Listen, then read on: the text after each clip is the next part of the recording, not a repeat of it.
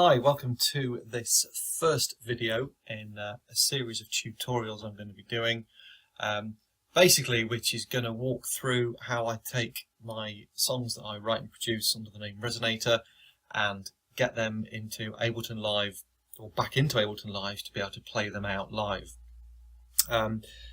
Depending on the song that I'm performing, I do different things within the songs. Sometimes I'm just kind of manipulating the audio on the Roland gear, the TR-8 and the TB-3 over here. Sometimes I'll be playing keyboard parts. Other times, because I'm a drummer as well, so I'll drum on some songs. I've got some drum pads.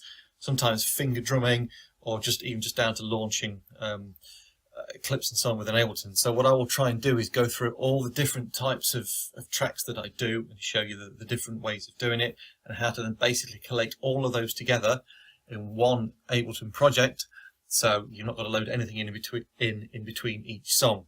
I also like to sort of do a little bit of DJing. I'm by no means a DJ at all, but it's dead easy within Ableton to actually, you can mix my tracks performed live within other commercially available tracks to create kind of a nice DJ set, constant flow of music without any gaps in between. The possibilities are endless. It's just basically down to your imagination as to how you want to do it. So rather than doing one massive long video for hours on end, I'm going to break it down into little sections, and I'm going to start off with just talking about the hardware a little bit, how I get it all connected together and get it talking to each other, and then we'll go in later videos into individual tracks, breaking them down and getting them ready to perform them live. If you keep watching at the end of this video, I'll do a quick guided tour of the gear that I use live. But for now, what we're going to be doing with this one is we're going to concentrate on the Roland gear, because that's kind of like the nerve centre of everything. That keeps everything going synchronised together. Obviously, you can see from the screen, using Ableton Live. It's Ableton Live 9.1. Whatever version they're on at the moment. It's Ableton Live 9 Suite that I've got. So basically, I've got a blank project here. I have got an audio track here. I need that for just for routing the audio from the TR-8 and the TB-3 through into there. But just ignore that track for now. So I'm just going to talk through connections first of all. So let's assume we've just been to the shops. And we've got all this nice lovely Roland gear, and we need to connect it up. So I'm starting with the TR-8, because this is basically controls everything, because this is my sound card. So obviously got mains power, and then we've got USB connection going from the TR-8 into the laptop. The laptop's up here, you can't see it, but it's there, here. Normal USB connection, nothing fancy about that. So when you plug it into Ableton, if you then go to your options and your preferences and onto the MIDI sync section, it should appear down here.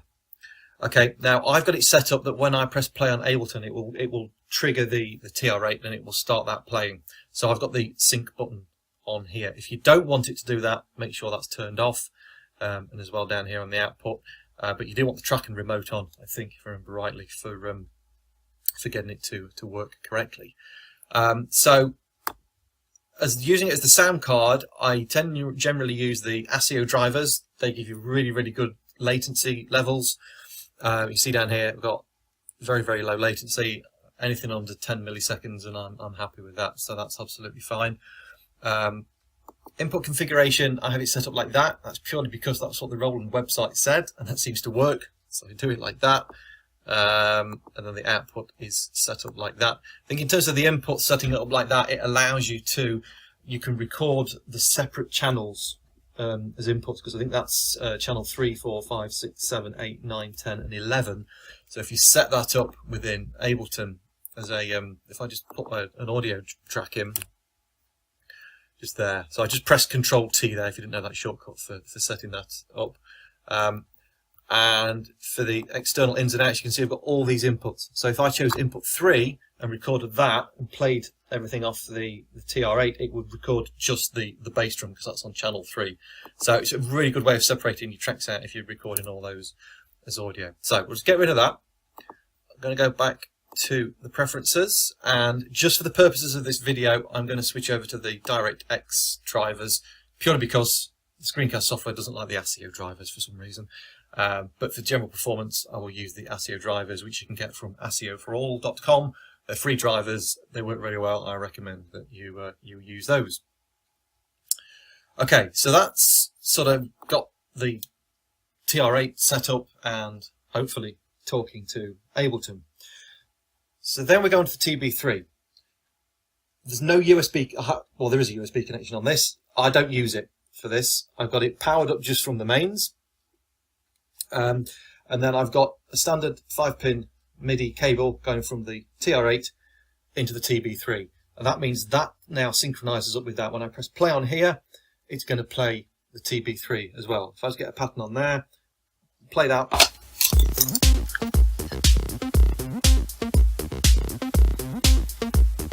Okay, so see, it triggers both of them. In terms of routing the audio, again, what I'm doing is I'm taking the left and right outputs from the TB-3 and they're going back in to the external in of the TR-8. That means I can then control the volume of the TB-3 from this external in level here. So if I don't want to be hearing that, I could just turn that down and we just get the drums. And I can bring it in and out as that, in and out with that as well. The TR-8's also got this great sidechain feature. If you want your bass to duck out with your kick drum or any other of the drums, you just turn that dial up.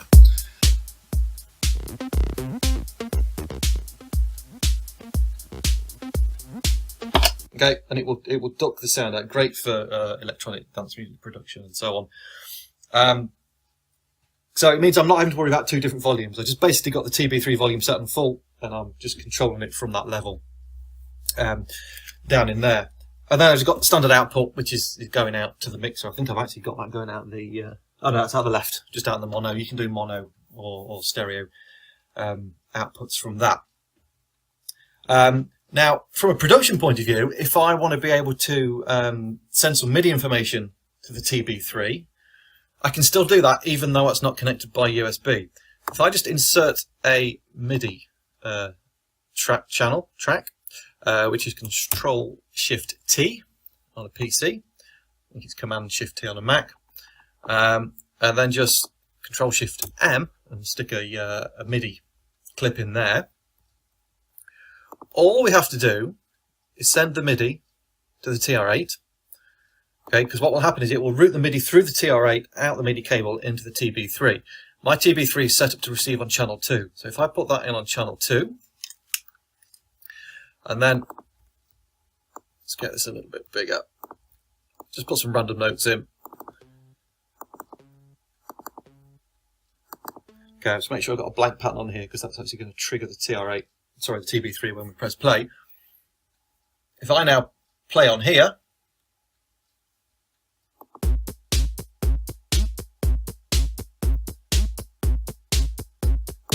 okay, so it's all synchronized together and we can launch those clips from within Ableton, and it's going to play everything on the TR-8 and the TB-3, and it's all going to fit nicely together.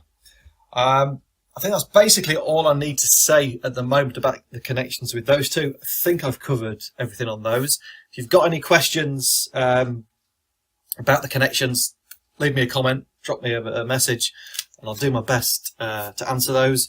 Obviously, there are other ways you can set it up. This way works for me, seems to work the best way for me. And I'm not going into detail at the moment about all the controls and how you use the TR-8 and the TB-3. I may do that in a different video, but for now, that's all the connections. So, thanks for watching. Please subscribe if you like it. The video, give me a thumbs up, give me a like, and I will see you in the next video. Thanks for watching.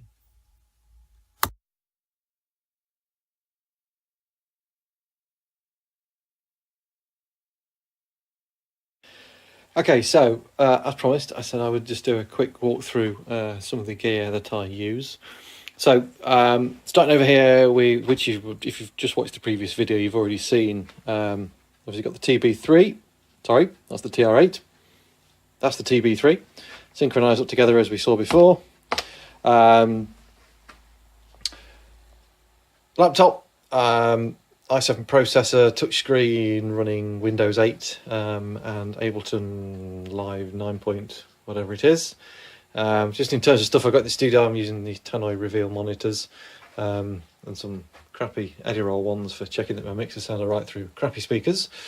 And moving down, we've got the Novation Mini Nova. Great little synth, great for performance because you can assign different filters and LFOs and so on to these pads here. So we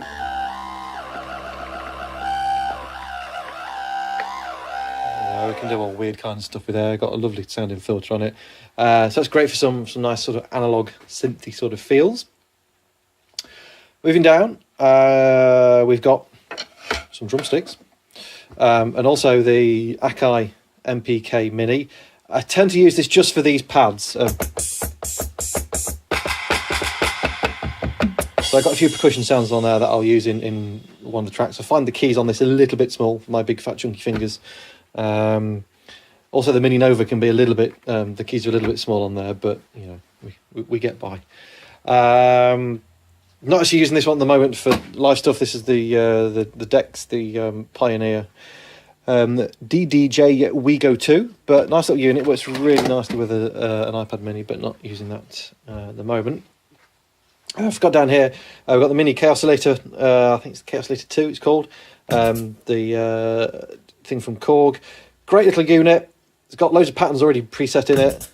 Just hold your finger down. You know, we can get loads of patterns. We can also import patterns in from that. You can use SD card and get loops and stuff going on there. It's also got some quite nice sort of effect sounds as well. There's a nice, if I can find it, you know, kind of noise filter thing, which is nice. I think it cost me about 50 quid. So, you know, for that price, it's brilliant. Moving on, so for some of the tracks that I play live, I do some drumming on because I'm also a drummer. So I'm using the Roland SBDS. I use this in two ways. I've got normal drum sounds kind of programmed in for just some normal drum patterns. I also then connect it up to the laptop via MIDI, which I will cover in one of my later videos. And I'll trigger some sounds from Ableton with that, and that will be covered in a later video. Moving down, we've got this little Alto ZMX52 mixer, just for a little bit of routing for a few bits and bobs. Fairly sort of standard thing. Moving on down, I'm using Touchable 3 app, which actually still works on my original iPad. I've got an iPad 1 here, a good old workhorse that keeps going. The great thing with Touchable 3 is even when they do updates, they still do it for all the iOS operating systems, which is absolutely brilliant. And this works great. I've got it on a little wireless network I've set up between the iPad and the laptop, which again I will go through in a later video. Generally, I'm using this for triggering clips and also scenes as well. So that works really, really well for that. Got the Ableton Push. Obviously I could trigger clips etc off this, but for live I tend to just use it for playing the keyboard sections on it. Let's get the right thing on. So that's a track there. We've got a bass sound on there, and there's a few other different bits and bobs I'll use on there as well when we're playing live. Latest addition to the family is the Waldorf Rocket synth. Not using that at the moment. I've got to just have a play around with that and incorporate that into the set a little bit more, but it's there just in case you see it and thinking, what the hell's that? And then finally we've got the Novation Launch Key 49. So again, this is I'll use live for playing keyboard stuff. I can also launch clips from here, or launch scenes and clips as well, which is it gives me another option for launching. So I've got three different things I can launch clips from. I've got obviously the iPad, the Push, and the launch key, which gives me a lot of flexibility. And basically the way I've got this set up is that, which I will go through in a later tutorial, that sort of dummy MIDI clips that will change the sounds on here for me. So we've got a piano sound on that one. If I go along to a track of mine that's got a different sound in it, so for example that one, if I launch that, it will immediately change the sound on here. So you can see we've got more of a of a synth sound on here, so I don't need to worry about having to change sounds, and it just works really, really well. And I will explain how I do all of this in later videos.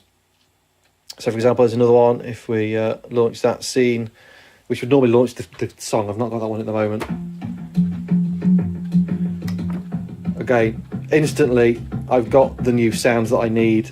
Don't need to worry about where they are. You know, looking at the computer screen, I can basically do the whole set without ever looking at the laptop screen, which is always great, because when you're playing live, you don't want it to look like you are checking your emails. I know it's been said many times before, but you know, it's all about performance, not staring at one of those. So, you know, with all of this lovely stuff, it means I could perform without ever having to look at the screen. So there we go, quick little walkthrough of my gear. Hopefully, if you watch all the video tutorials that I'm going to do on this, you'll understand how all of this connects together and how everything works, and how I take my songs that I've produced and put them into a live set. Thanks for watching.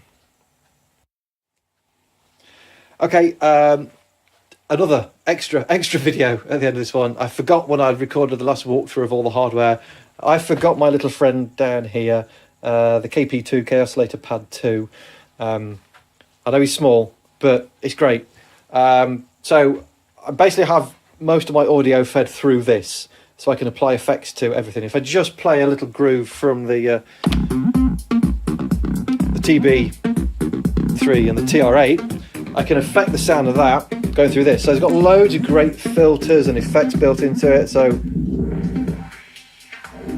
just by putting your finger across there, I've got a great little thing, vinyl break, which is awesome. You know, phasers. What else we got? Bass distortion.